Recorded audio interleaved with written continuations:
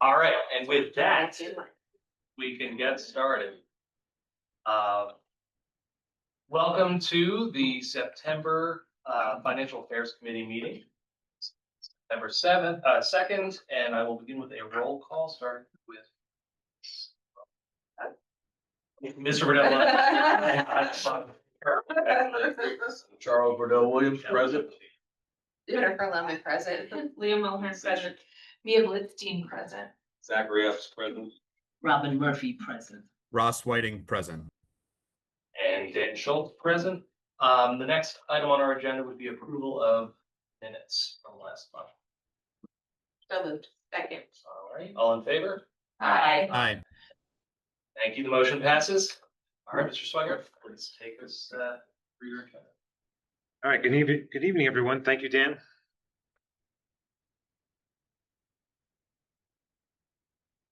Okay, good evening. Tonight we'll take a look at interim financial statements.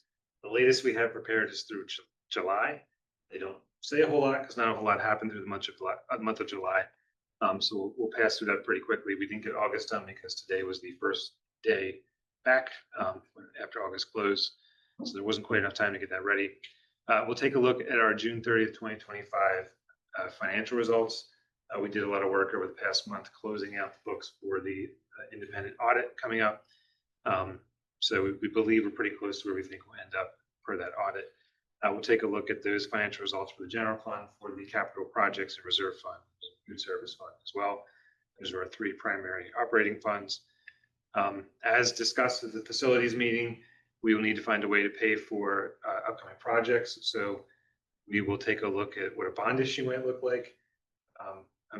I've one scenario floated just as an illustrated measure, but we can certainly discuss what a future issue would look like just to get the conversation started, because upcoming approvals will be required for that process.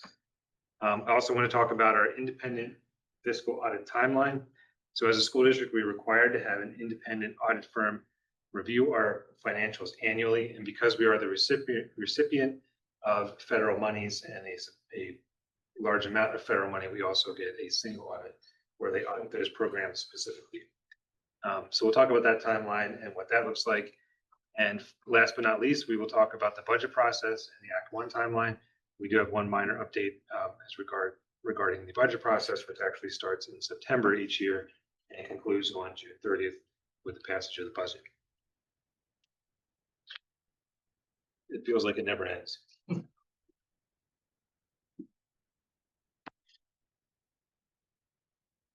All right, so our interim financial statement through the month of July. Just looking at our revenues and expenditures for the month, you can see we're relatively comparative. The local source revenue is largely determined on timing of when bills come in the mail and isn't really much an indicator of financial results. It is worth noting we are not receiving any federal or state money because of the budget impasse. So we're currently waiting for any future monies to come in, which does have a financial impact on the school district, because we do earn interest and we do earn investment income on all monies that sit in our bank accounts. So that delay certainly does have a small impact on the district. Looking on the expenditure side, again, we're just looking at some timing issues when we paid several bills. For instance, we paid our insurance bill 3 days sooner than last year. We missed the cutoff for August, so it looks like our administrative services are more, but it's really just a timing issue. So not much of a story yet as we build trend throughout the school year. Any question on the interim financial statements? I have a clarifying question around, so the state sources being frozen due to the financial impasse makes sense. The federal, are we, do we need the state to pass their budget to receive federal monies, or is that is that just because of what's going on? They administer the program, so they're not. They do administer it. So it's not moving through their coffers yet. Okay. Any board questions?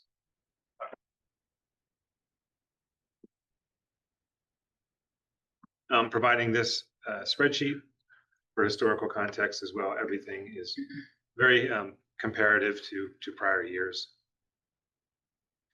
I would point out earnings on investments are higher than in prior years, and that's mostly due to cash balance as opposed to earning income.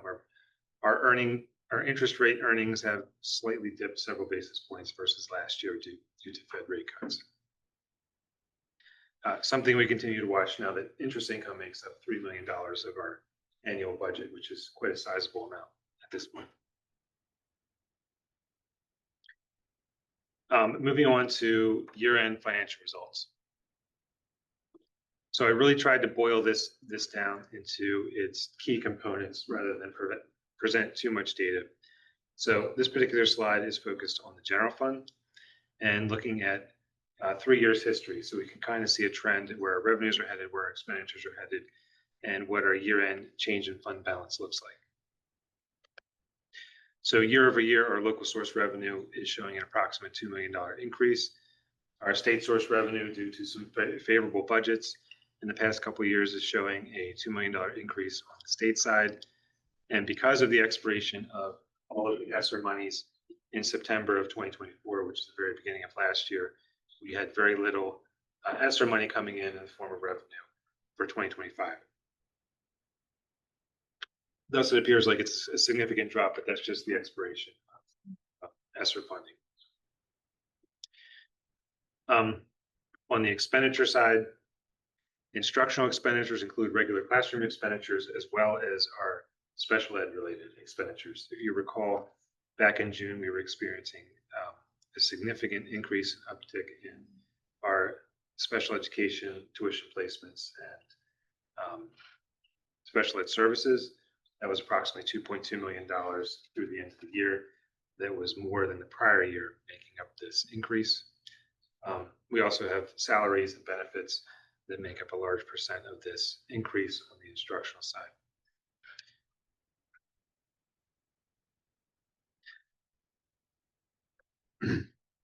So looking at our total expenditures of $138 million versus $131 million, that is approximately a $6 million growth year over year versus what appears to be a $1.6 million revenue growth. So somewhat of a concerning trend starting to develop that we need to find ways to address through our expenditure measures and our expenditure process. So before we go down to other financing sources, you'll see our excess deficiency of revenues over expenditures. So we did have a $1.5 million surplus revenues over expenditures. The prior year was $6.5 million, and the year before that was $9 million. So some of that was a somewhat planned trend. No need to increase taxes when we have a large surplus, but now those revenues and expenditure lines are starting to close. So now we're in a different trajectory.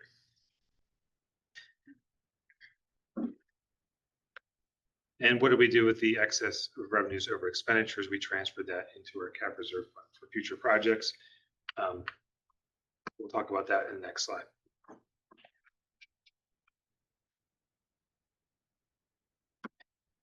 And our end of year fund balance at the end of 2023 was $26 million, and at the end of this year is almost $29 million.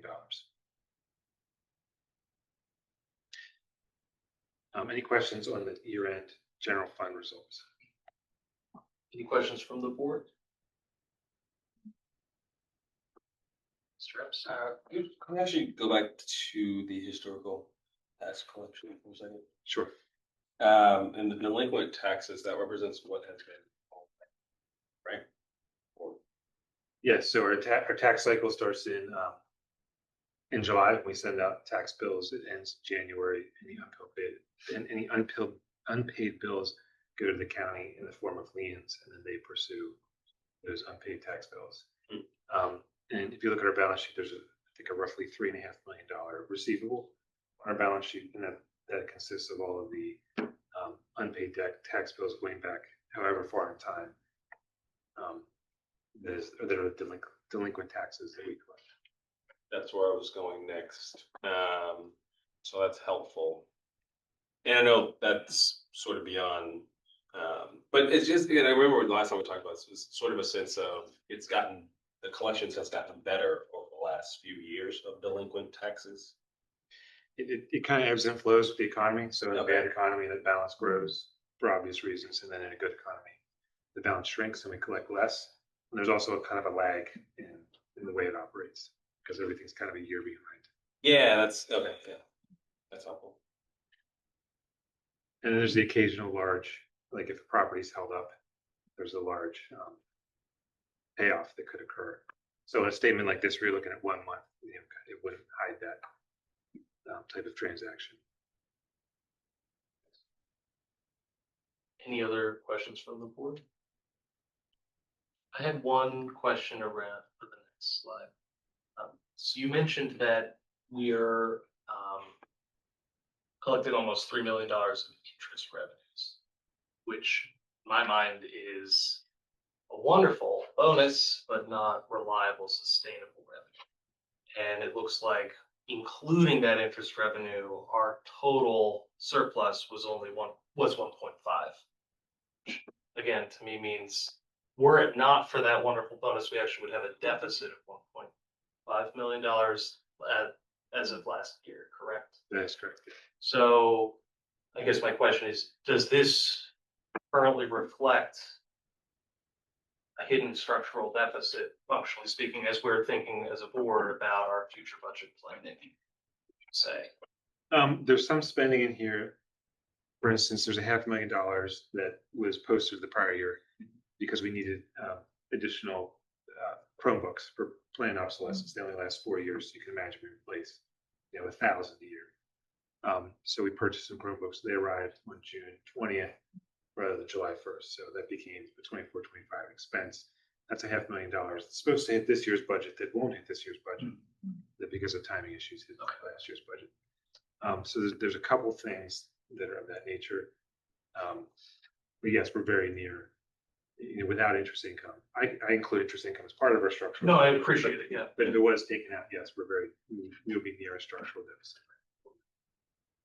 Sure, and I didn't mean that, I wasn't trying to use any five asterisk words in the in accounting language. Just as we're thinking about the budget process and we're months and months away from having to discuss concrete tax increases, but that is worth just us paying attention to, and I know you are already paying close attention. Thank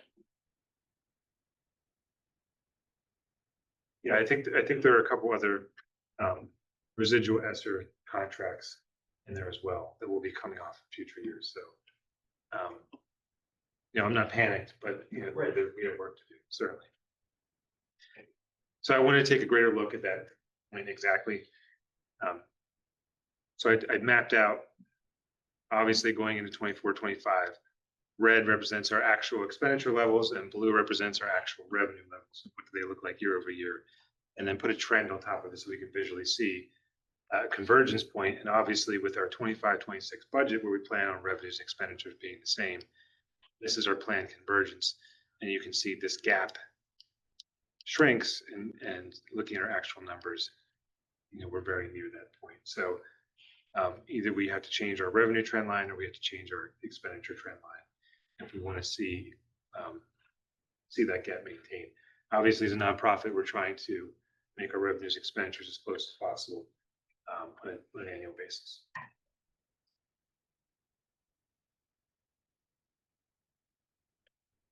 And we definitely don't want to revisit.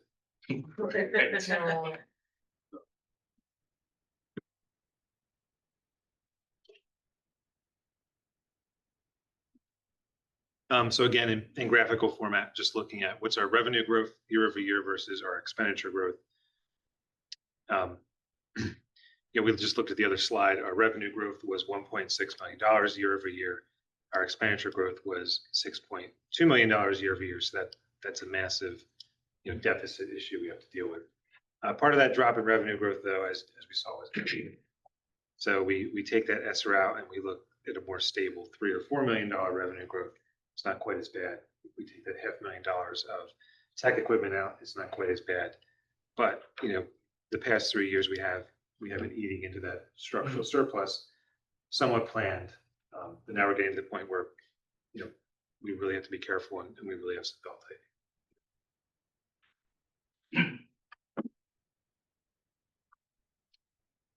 Ms. Blitzstein? I just have one question on the slide before. Does this, which I really enjoy, by the way, does this take into account capital projects?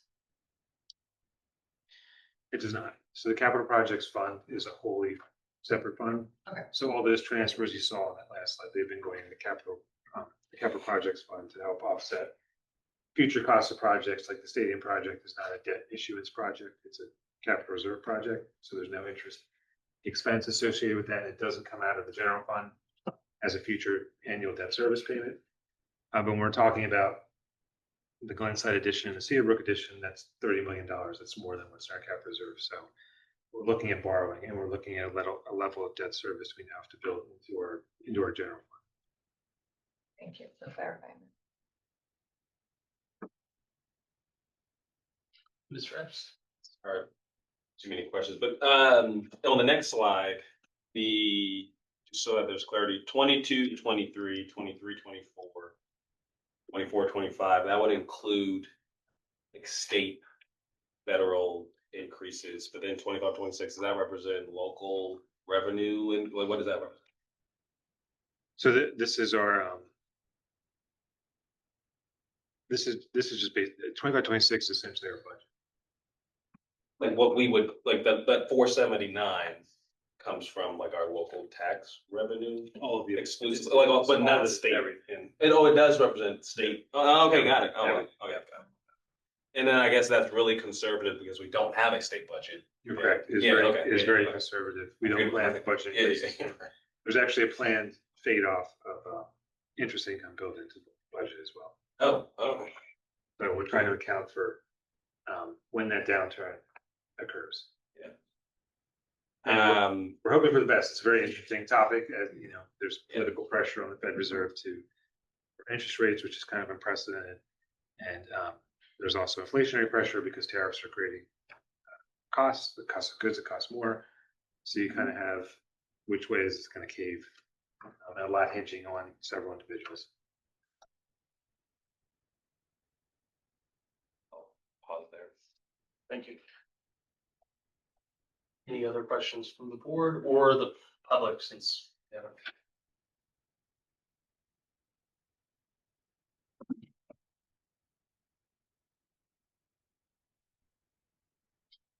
All right, moving on to the cap reserve fund that we were all just discussing. So we had, $3 million annual interest income in our general fund. We have approximately $400,000 of annual interest income in our cap reserve fund. So that accumulates in our cap reserve fund. We have interest income. We have facilities construction expenditures. You're probably thinking, well, what did we buy in 2023? That was remember the high school fire alarm replacement. Yes. So some of those memories will come back looking at this statement. So at the beginning of that year, we had $16 million in fund balance. We transferred more excess operating monies from the general fund into the cap reserve fund, and we have 22 million, and that has slowly been building to now where we have almost $23 million in cap reserve set aside to pay for the stadium, to pay for whatever we have left to potentially eat into the cost of Glenside or Cedarbrook or the high school HVAC project. And some of these expenditures are, it's 1.8 million is already stadium costs incurred. So we've already eaten into that project and we still have 23 million left.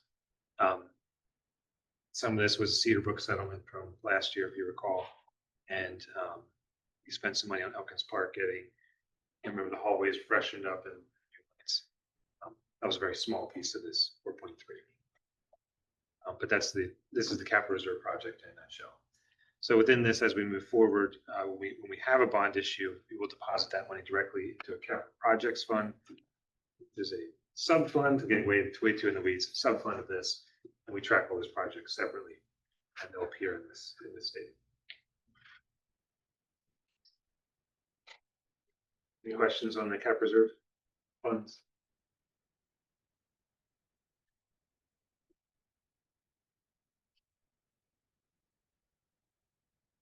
So just at the end of these projects, sorry, just at the end of these projects is $23 million spent in 2 years from now. Okay, and so at that point, I guess, and we're already thinking now about how to replace funds, and we've been able to put like the 1.5 million and so forth, but I guess, I don't know, there's gonna be some big conversations to be had if we're looking at revenue under expenditure growth, an exhausted capital reserve fund. Sounds like, some really big conversations of our own are gonna be had over the next year or so as well. Just related to that question about spending down the capital reserve fund, what is, if there are not large capital projects in the immediate future, so fast forward 4 years from now, or we're finished our major projects, what would a healthy capital reserve fund look like? Because I imagine it isn't zero, because you do want something in case a boiler needs replacement. So there should always be some money in the cap reserve. If you're a district that has its own busing, it should be for bus replacement. If your district like ours, boiler replacement or transformer replacement or plumbing replacement, it should be set aside for kind of preventative maintenance, and so you don't get to the point where you have a building, certain aspects, parts of it that are out of its useful life. So there should always be a plan spent for the cap reserve fund. If you don't have an immediate cap reserve plan spent, then you would keep it in the general fund. You'd have to find a purpose for it. Maybe like a tax, you call it a tax offset revenue fund or something in the general fund. So there's certainly all kinds of different things you can access general fund monies. And I imagine that we have our preventative maintenance plans, and we put a lot of energy into and some funds into generating a spreadsheet of known anticipated expenses, capital expenses. So I imagine that would help inform what we want this balance to be. Yeah, so for instance, that fire alarm replacement, that was a perfect example what the cap projects fund is for. So we're not trying to find $1.5 million out of our general fund that wasn't budgeted for to pay for a large capital item that's needed. Thank you. Oh, I pushed into the food service fund already. Sorry. All right, I'll move into the food service fund. So this is kind of this is a required presentation for GASB government accounting standards. It's kind of unusual. So this top number represents physical cash receipts at cash registers. The next items are all of our operating expenditures. So all the food we buy, all the labor incurred to run the fund, any sort of capital expenditures incurred to keep the fund moving. They all run through the operating expenditures. And then on the bottom here, we have earnings on investment. So we are collecting $50,000 to $70,000 on interest income in our food service fund. We have state and federal source revenue, which is our reimbursement for free breakfast and free and reduced lunch. You can see our food service fund is entirely dependent on government subsidies to function. Otherwise, we would have a massive deficit. So at the end of the day, the way that shakes out is in 2023, our total charges for services and our total operating expenditures left us with a net position of $152,000. The next year was $201,000, and this year is substantially less. And part of the reason it's substantially less is a lot of this cash flow came from post-COVID years that was kind of bleeding into 2023 and 2024. During 2024 and 2023, we were also given $100,000 supply chain assistance. So you get additional $100,000 of costs on top of that. And this year, we obviously didn't get that supply chain money, so now we're already full $100,000, and we're also trying to spend down our fund balance and replace some of our equipment that's getting really old in some of our buildings. And you saw that food service equipment grant that was just approved last month is to address some of our really old equipment at the high school and at the mods and some of our elementary schools. Because even though our elementary schools are 10 years old, some of that equipment only has a 7 to 8 year life. So we're starting to recycle those items.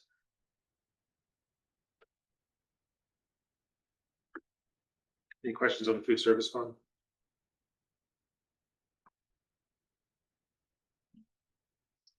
Any more questions? Seeing none? Yeah, well, let's see.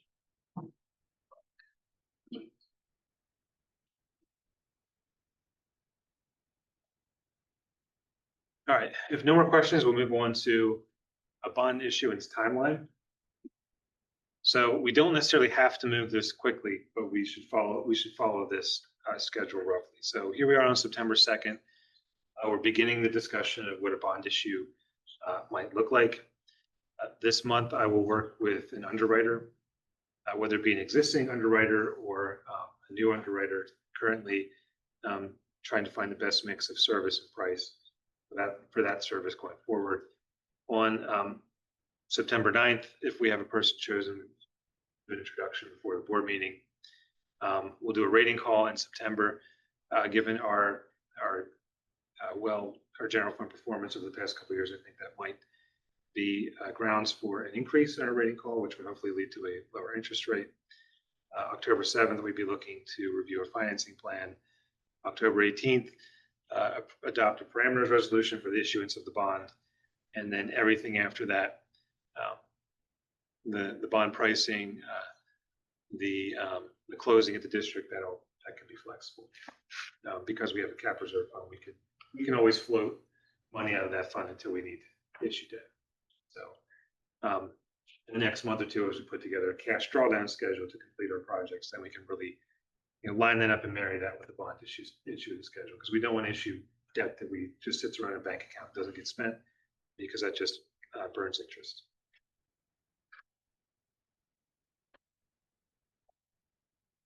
So I did include in here what sample debt service might look like to fund this project. So assuming and this is all hypothetical, but this is what a bond issuance would probably look like for a project of this nature. So probably breaking it down into smaller debt issuances. So we aren't getting cash flow sooner than we need it, so we aren't incurring interest expense, and then sitting on cash flow sitting on bond money for 18 months while we wait to spend it. Or if the opinion of our underwriter is the way long-term debt is headed, is it better to issue it all now, or are anticipated interest rates going to be more going in the future? So that having those conversations now about what is the best way to structure this going forward. In a very steady environment, you would break it out into multiple bond issuances, so you aren't incurring interest income. They have bond issuance 1 and 2 set at $10 million a piece to provide cash flow and even debt service through a 25-year life cycle. So this would, for instance, this one bond issue would add $688,000 to the general fund annually. Step 2, adding another 10 million, does that add another $700,000 annually? So now, over the course of 2 years, we're slowly phasing in our debt service. This is really exciting stuff. I know. And then on this last step 3, if we're doing a $35 million bond issue, taking out money for the balance of the project, and then there'd be multiple ways to approach this. In this scenario, they're looking at a smaller debt service annually, and they are wrapping it at the end when our debt service on all of our other projects drops off in 2041, to try and keep our annual debt service expense as low as possible for as long as possible. So this is a sample hypothetical. I would recommend just going the straight issuance and not foregoing payment, because that just drives up interest costs. It helps with cash flow, but it costs more money. Plus, we need all of the debt service and all of the debt capacity we can possibly muster in 2041, because we're talking about a high school project 15 years down the road. At that point, that building will be almost 90 years old. And in order to replace the high school at this point in time, it almost requires most of a district's reasonable borrowing capacity, just the way things have gone. So trying to maintain this and try not to kick the can down the road, my recommendation would be a straight financing with a 1 or 2 year phasing. Any questions on hypothetical bond issue? Ms. Goodstein. It's not a question, but I just do really appreciate the forethought and this, like, seeing a chart like this and does really allow us to think about 2041 feels like a long way off right now, but it's not that far off. And so I feel like not every school board is thinking that far down the road. And I appreciate you helping us to see that. You see some projects in the news, I'm sure. Pennsbury High School, Abington Middle School, you see some really big numbers. Scary. That's more than our entire debt. Yeah. Not that we need a building that big, but you know, what they're paying for one building is more than all of our state debt. So it kind of seems overwhelming. I guess follow up to earlier, the question on the capital reserve fund.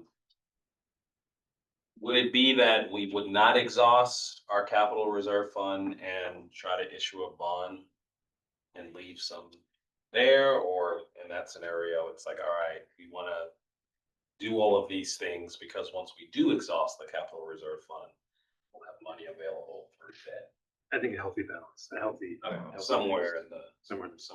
okay. Using capital reserve obviously has interest expense avoidance and debt service avoidance. But you do need something of emergency. Yeah, all right. That's helpful.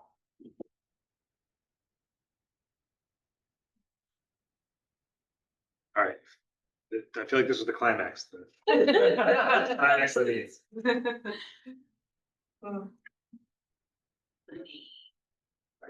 independent fiscal audit timelines, not much more exciting. Hypothetical bond issues. So this is our audit timeline of how we get audited by an independent audit firm. So in the spring, when we're out of contract, we will solicit the services of audit firms. We'll do an RFP. We're currently under contract with an auditor. As you know, our fiscal year ends on June 30th. So our auditor will typically come out in the beginning of June. They'll do some transactional testing and they'll test our internal controls to make sure we have a proper segregation of duties in our finance department. In July, and then they'll come back out and they'll do a closing balance audit. We are past July and we've not done that work yet. We'll talk about that in a minute. And then in September and October, our auditors will typically finish their field work back in the office and provide us with a draft financial statement, which we will use to submit our annual financial report to the state, which is due on October 31st. So we get an automatic 30-day extension to almost automatic to November 30th. At which point we have to hit the submit button. We'll potentially face penalties. So we always meet that date. And then by January 31st, all of the banks that we have debt with, that we issue bonds to, they demand our independent audit report is, or some facsimile of that information is provided to them through public disclosure by that point. So that's the reason for the audit, and that's the audit cycle. By the end of April, the federal government requires us to submit our single audit, our federal audit program. Our audit of our federal programs to the Federal Audit Clearinghouse, which is their web. So those are the multiple facets of our audit, and that's the audit timeline. Because of the significant shortage of accountants in the world, particularly CPAs, we've engaged with an audit firm that many other districts are engaged with that is behind and that has been bought twice in the past year. So we are still waiting on our 2024 audit. And we are still waiting on scheduling field work. They're bought by a much larger firm. So it seems like it's a more stable environment. So hopefully I'll provide an update on when we get that scheduled, when we get that final report. Any questions from the board? One question. I know in past years, there's been presentation of the audit by the auditors to this board. Where on the timeline would that normally fall? So the audit will be completed in January. We submit our audit report up into our public disclosure. We have a database, the municipal security database, and then they will come in February and present the findings of the audit, February or March. Thank you very much.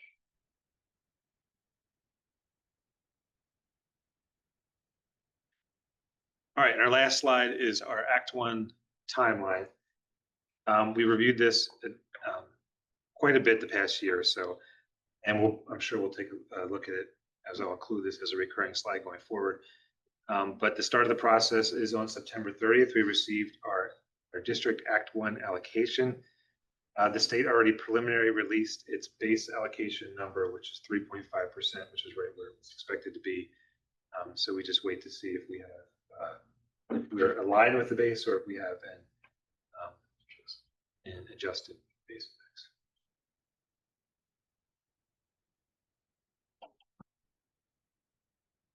Any board questions on that? Good. Thank you very much. And just in the spirit of any questions from the public on any of that's been presented? Virtual. Being none there, and yeah, any virtual hands raised? Virtual and in person. It'd be funny to raise your hand virtually and, then I would entertain a motion to adjourn. Sadly, I cannot.